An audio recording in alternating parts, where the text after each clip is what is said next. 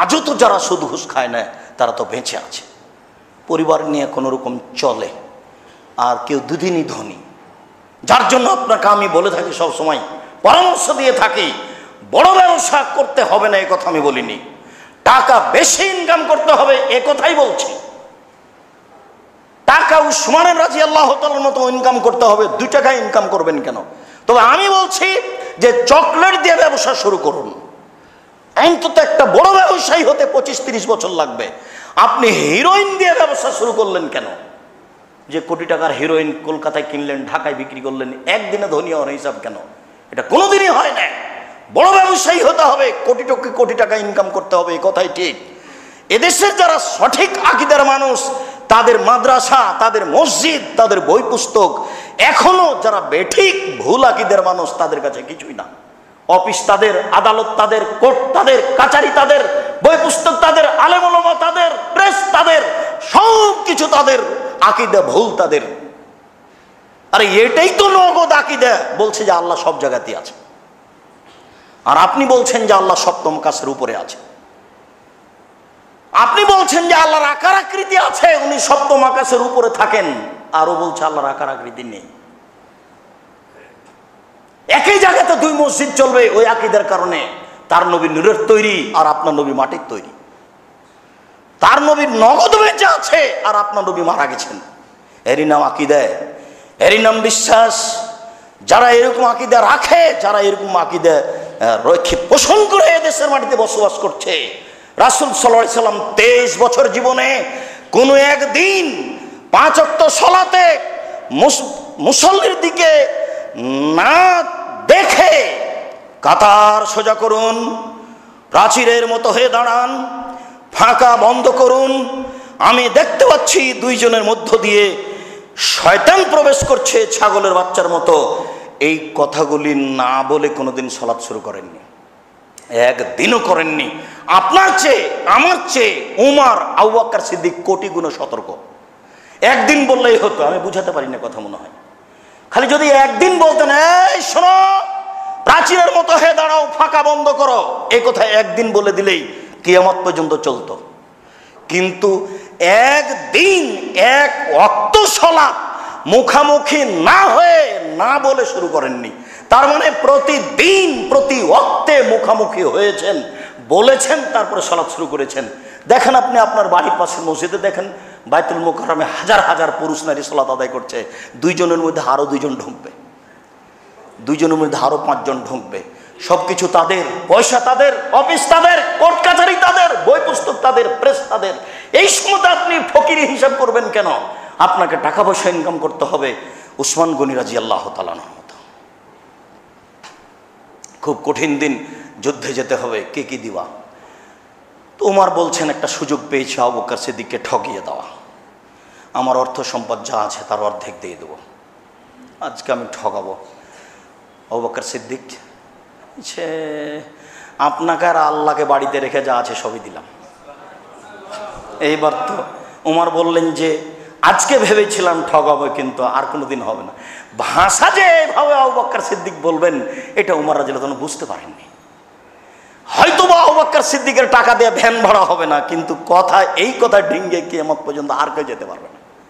মানে এই ভাষাকে ডিঙ্গে যাওয়ার আর কোনো ভাষা পৃথিবীতে নেই।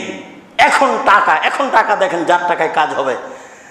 উসমান, জি আল্লাহর নবী, অর্ধেক মানুষের যাতায়াত খরচ আমি দেবো, থাকা খাওয়া যাতায়াত যা লাগবে। মানুষ ছিল 30,000, 15,000 মানুষকে 3 মাসের যাতায়াত খরচ, খাওয়া খরচ দিবেন। সরকার, এখনকার বর্তমান সরকার রাজি হবে না যে 15,000 লোককে 3 মাসের যাতায়াত খাওয়া খরচ দিব।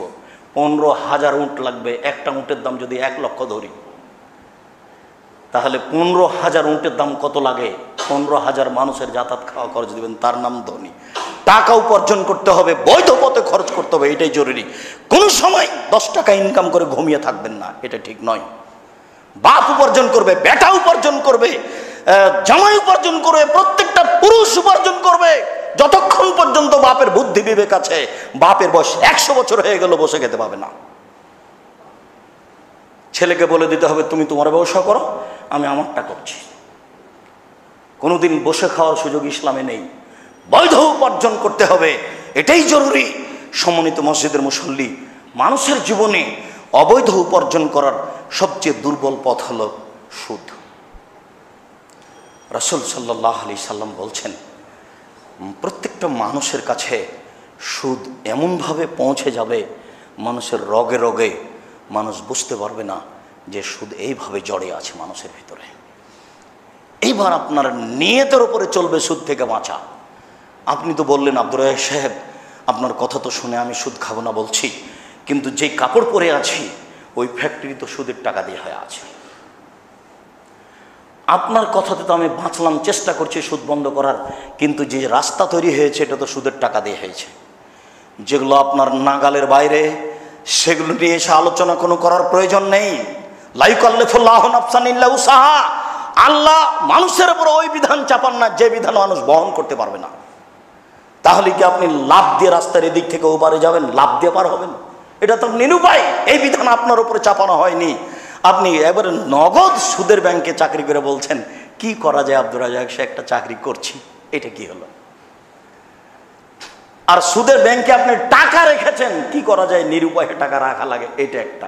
খুশি হয়ে চাকরি করছে এটা একটা, আর নিরুপায়ে রাখছে এটা একটা। দুটোই কি একই? জি না, এটাকে খুব কঠিনভাবে দেখেছেন আল্লাহ রসুল। এটাই মানুষকে ঘেরে ধরবে চতুর্দিক থেকে।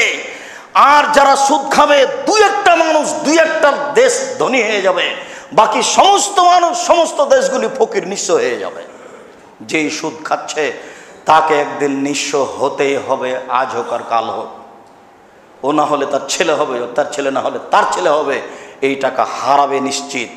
যে দেশের লোক বেশি সুদ খায় সে দেশের লোকের দু একটা লোকের হাতে টাকা যাবে, বাকি গোটা দেশটাই নিঃস্ব হয়ে যাবে, আর একজনের হাতে বিক্রি হয়ে গেছে, এরকম হতে হবে। এটাই হচ্ছে সুদের ফলাফল।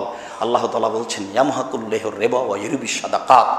সুদ মানুষকে ধ্বংস করে, সংকুচিত করে, অর্থ সম্পদ কমিয়ে দেয়, আর দান মানুষের টাকাকে বাড়াই। অতএব সুদের ফলাফল হারাম হবেই। যার কারণে আল্লাহ রাসূল বলছেন, মায়াকুল দিরহাম রিবা ওয়া ইয়ালাম আসাদ্দু মিন সিত্তাতি ওয়া সালাসিনা জিনিয়া। 1 টাকা যদি কেউ জেনে শুনে সুদ খায়, 36 বার মায়ের সাথে জেনা, 36 বার জেনা করলে যত পাপ হয়, 1 টাকা সুদ খেলে তার চেয়ে বেশি পাপ হয়। এইভাবে ভাষাটা আল্লাহ রাসূল উল্লেখ করলেন, কোনো পাপের ব্যাপারে এভাবে উল্লেখ করেননি। তার মানে মানুষের অবৈধ উপার্জনের সবচেয়ে বড় পথ, সবচেয়ে বড় দরজা হলো এটা। নির্দ্বিধায় মানুষ সুদ খাচ্ছে, দিচ্ছে, বিবেচনা করে না। যত অবৈধ উপার্জনের পথ আছে তার সবচেয়ে বড় পথ হলো এইটা। এদিক দিয়ে মানুষ একটুকু বিবেচনা করে না যে আমার জীবনে সুদ চলে আসছে। যেখানে আপনি নিরুপায় সেখানে শরীয়ত আপনাকে বলবে না কিছু। একটু আগেই তো আপনাকে বললাম যে আপনি আপনার পৈতৃক সম্পত্তি ঠেকাতে গিয়ে টাকা দিচ্ছেন, সেটা কি হলো? আপনি মাজলুম, ও জানেন, টাকা দিচ্ছে, নেন, নাহলে তো জমিটা হারাবে, বাড়িটাই হারাবে, কদিন পর বাড়ি ছেড়ে দিতে হবে।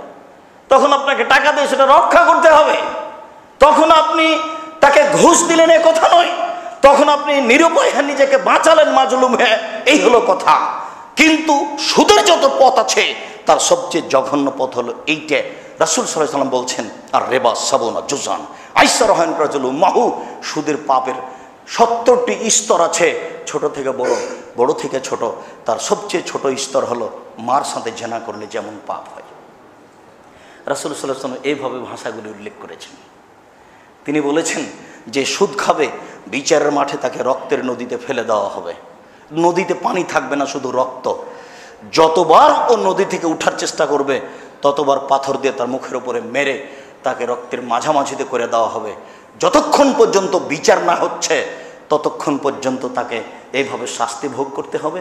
রক্তের নদীতে পড়ে থেকে থেকে তার নাম সুদ।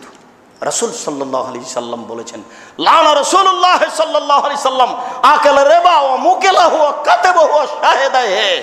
যে সুদ খায় সে অভিশপ্ত, যে সুদ দেয় সে অভিশপ্ত, যে সুদের অঙ্ক কষে সে অভিশপ্ত। মানে যত কর্মচারী আছে ব্যাংকে সবাই অভিশপ্ত।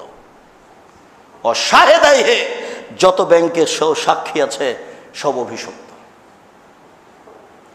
তাহলে আমি যে ব্যাংকে চাকরি, আপনার টাকাটা রাখবেন কি করে?